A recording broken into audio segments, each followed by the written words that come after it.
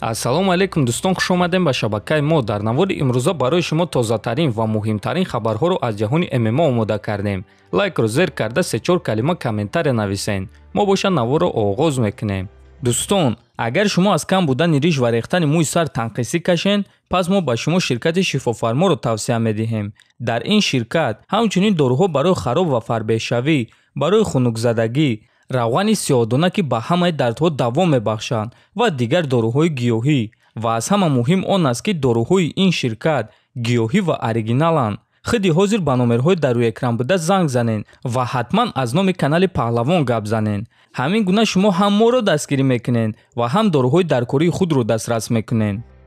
шаби гузашта турнири калони UFC 276 баргузор гардид, ки дар он ду муҳорибаи унвонӣ баргузор гардид.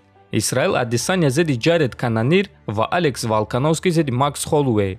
дар ин муҳорибаҳо ҳар дуи чемпионҳо бо қарори доваро ғалаба ба даст оварда камарбандҳои худро ҳимоя карданд.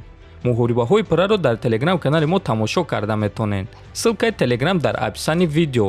ҳозир боша пулҳои коркардаи ҷангварҳоро пешкаш шумо мекунем. пулҳои коркардаи чемпион Исраил Адесанья $2 миллион, а пулҳои коркардаи рақиби ӯ Ҷаред Канонир боша $520,000.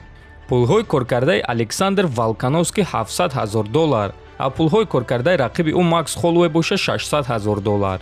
пулҳои коркардаи Алекс Перейра $188,000, а пулҳои коркардаи рақиби ӯ Шон Стрикланд боша $150,000. баъди турнир чемпиони вазни ним сабук Александр Волкановский дар пресс-конференсия гуфт ки ба вазни сабук баромадан мехоҳад ва гуфт ки зидди кадом рақиб ҷангидан мехост. муҳориба бо Чарлз Оливейра муҳорибаи хеле калон мешуд, чунки гапа росташро гӯем, ӯ ҳоло ҳам чемпион аст. ҳама ӯро чемпион мешуморанд. ӯ камарбандро дар муҳориба аз даст додагӣ нест. барои ҳамин ин муҳорибаи хеле калон мешавад.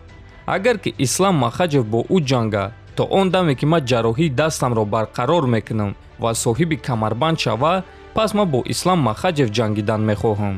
камарбанд дар дасти кадоме ки боша, ман бо ҳамон шахс ҷангидан мехоҳам, гуфтааст Волкановский. дӯстон, дар ҳақиқат айни замон дар вазни ним сабук барои Александр Волкановский ягон рақиб нест ва ба вазни сабук баромадан барои ӯ маънои хуб дорад. аммо ман фикр мекунам ки аввалҳои соли оянда довталабони нав дар симои Илия Тапурия, Мавсар Евлоев, Гига Чикадзе ва Яир Родригес пайдо мешаванд. хиди Мавсар Евлоев чемпион Александр Волкановскийро табрик карда ба ӯ номае монд. беҳтарин баромад чемпион Александр Волкановский. ба наздикӣ дар рӯ барои ту визофи нав меиста.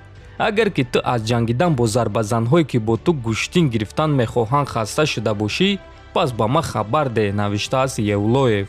дӯстон, дар ҳақиқат қариб ҳама рақибони Волкановский зарбазанҳо буданд ва зидди ӯ рақиби гӯштингиро дидан хеле шавқовар аст ва ман фикр мекунам ки айни замон дар вазни ним сабук аз ҳама гӯштинги зур хиди Мавсар Евлоев дорад.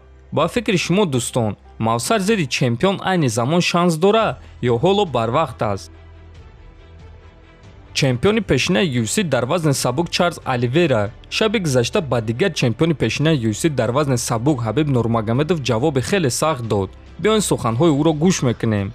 эй Ҳабиб, вақте ки ту чемпион будӣ, ту инсони ором ва бо эҳтиром будӣ, а ҳозир боша суханҳои дурӯғ мегӯӣ. ту 3 маротиба гуфтӣ ки ман бой медиҳам ва хато кардӣ. ман ғолиб шуданро идома дода истодам. барои ҳамин даҳонта пӯш ва каме бо эҳтиром бош, чунки ман чемпионам. вақте ки ту меҷангидӣ инсони хуб будӣ, а ҳозир боша суханҳое мегӯӣ ки эҳтироми маро ба ту пайдо намекунад. гӯш кун, ман Ислам Махачевро мезанам. ман ба монанди шумо намегӯм ки ба нокаут рой мекунам ё ин ки дар замин бо тариқи сабмишн мезанам. ман танҳо мегӯм ки ман Ислам Махачевро мезанам. номи проблемаи вазни сабук Чарлз Оливейра аст. Конор Макгрегорро фаромӯш кунед. биёин ин муҳорибаро ташкил мекунем. Чарлз Оливейра зидди Ислам Махачев дар Бразилия. ман ӯро мезанам ва баъд ки медона, шояд ки Ҳабиб карьераи худро барқарор мекунад то ин ки бо ман ҷанга. ман Ислам Махачевро мезанам ва ба Ҳабиб визов медиҳам ки ӯ баргарда ва зидди ман ҷанга, гуфтааст Оливейра. дӯстон, акнун аз ин ҷо фаҳмида мешавад ки ҳамон суханҳои дирӯз гуфтаи Дана Вайт оиди Чарлз Оливейра буд, чунки бинед ки Оливейра мегӯяд Конор Макгрегорро фаромӯш кунед ва ӯ хеле ғазабнок аст. маълум аст ки суханҳои Дана Вайт ӯро ғазабнок кардааст ва ин маънои онро дорад ки мо шуморо муҳорибаи ислам ва Оливера интизор аст.